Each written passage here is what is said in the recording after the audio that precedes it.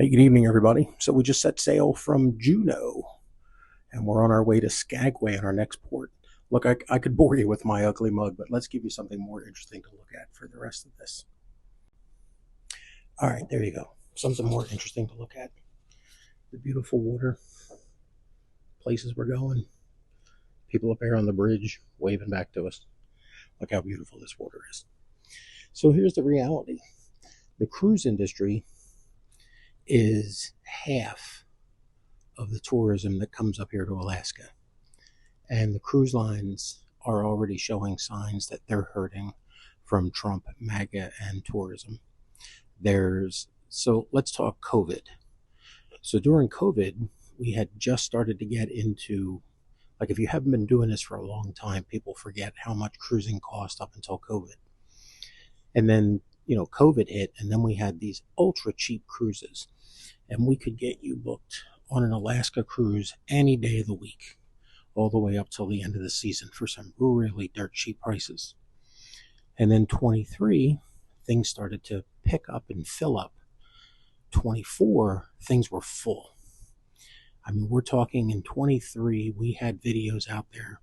We were running ads for cruise groups.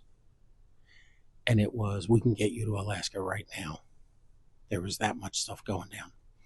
24, it was, we can't get you to Alaska. Let's book 25, 26.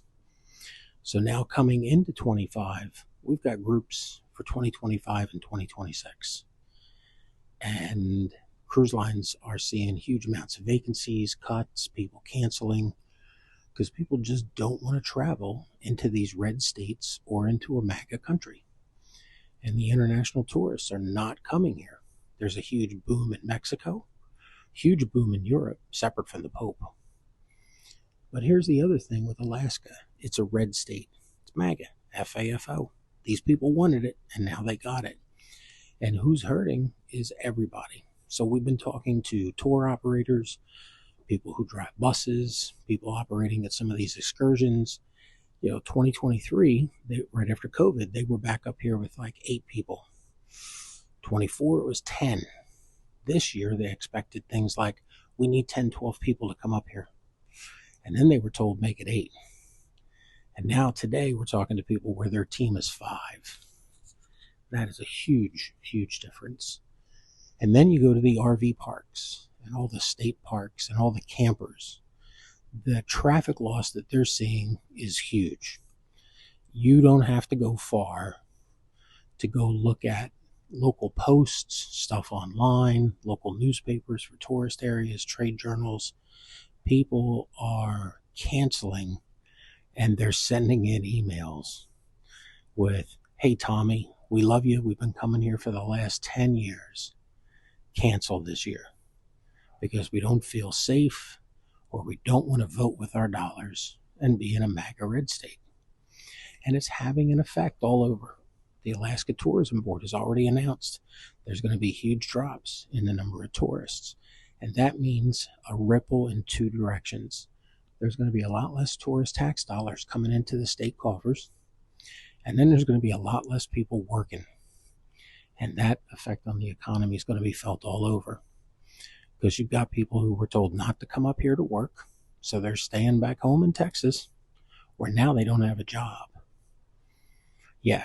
This is an impact all over the place. And it's all because this red state insisted that they wanted all their hatred. They wanted all their racism. They were never going to vote for Harris. We can just go down the list and name all the reasons. But, you don't have to go far to figure them out.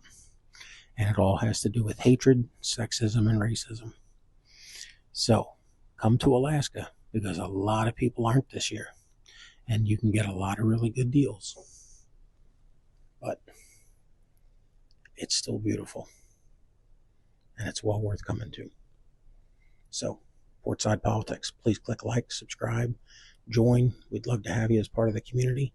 Most importantly, though, if you're watching the video, leave a comment. Let us know if you've been to Alaska. Have your plans changed? Where are you vacationing this year? Thank you so much.